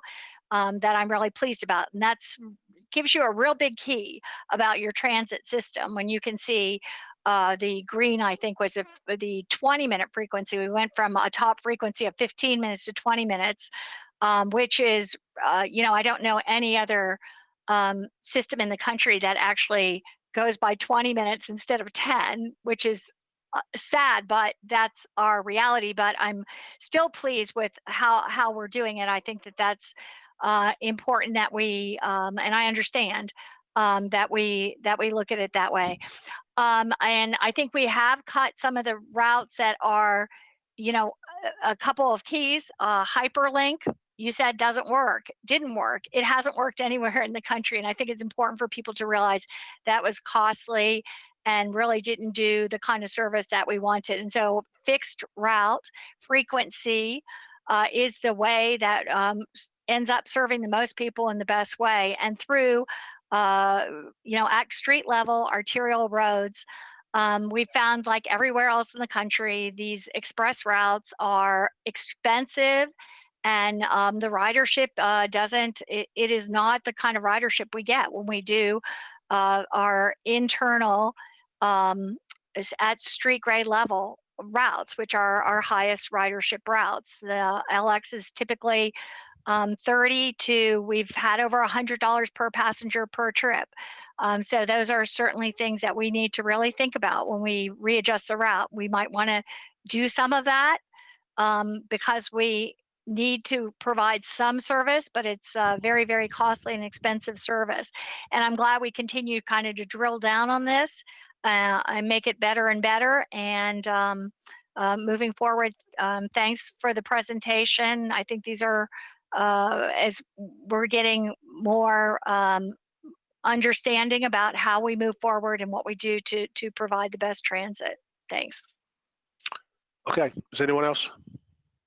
Okay, so thank you very much for your presentation. We appreciate it. Thank you. Executive Director's report, Ms. Alden. Thank you, sir. And I just have a few brief announcements.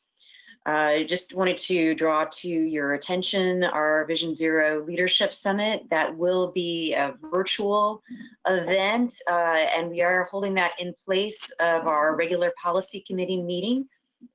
So we're pleased Commissioner Kemp will chair and facilitate that for us. We have a couple of great speakers.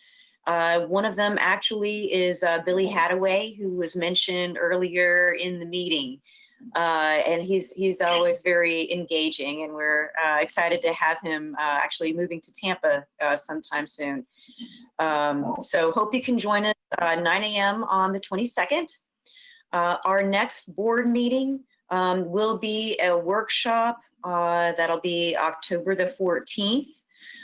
So we're not planning to be taking to be bringing action items to the board. We'll be focusing entirely on managed lanes and learning from three other speakers from around the country about how managed lanes have played out in their areas.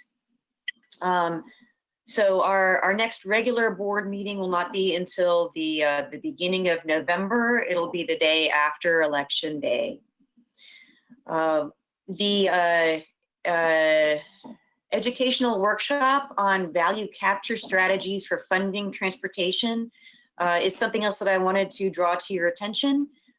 This might be something that your staff are more interested in because we are going to be doing kind of that deep dive into things like, what does tax increment financing do as a tool to help fund transit improvements, for example. So this is off some research that's been done by the USF Master of Urban and Regional Planning Program with a partnership sponsorship from Hillsborough. The link to that will be up on our website. The Independent Oversight Committee for the Transportation Sales Surtax, I mentioned our public hearing for that. That has now been rescheduled to October 26th at 6 p.m. We're waiting to see what the format for that will be. It might be a hybrid virtual format. Last month, you asked for information about which projects in the Transportation Improvement Program that we just adopted might have toll lanes on them. And our FDOT District 7 office has provided a map. Is in your agenda packet. Also, they'll be planning to talk about some of the questions that you brought up last month when we have our managed lanes workshop in October. And then finally, one new piece of news since the agenda packet went out is Hart is planning an event on the 18th of September and asked us to adjust the time of our regional TMA leadership group meeting. So that meeting normally would be 9:30 a.m. on September 18th. We will be shifting that to an 8:30 a.m. start time, but no other changes in the arrangements for that. That one will be held via a Zoom link. And if you have any questions, I'd be happy to address those. Any questions, Ms. Alden? Any questions, Ms. Alden? Thank you, Ms. Alden, very much. You've already discussed the board information request for the CIP projects with toll lanes under old business. Is there any other old business to be brought before us today? Any other old business? Is there any new business to come before us today? Any new business? Seeing none, everyone Chair, take this is care. Kimberly. This is Commissioner Overman. Commissioner Overman, you recognize. Thank you. Under the old business, new business category, there's the TIP projects regarding toll lanes. I want to thank FDOT for providing us with that backup material as we prepare for the managed lanes. In looking at it, it only includes the TIP toll projects, which is great in the sense that we can see that a majority of any of our road improvements are actually considered toll lanes from Tampa basically to, I assume, Orlando.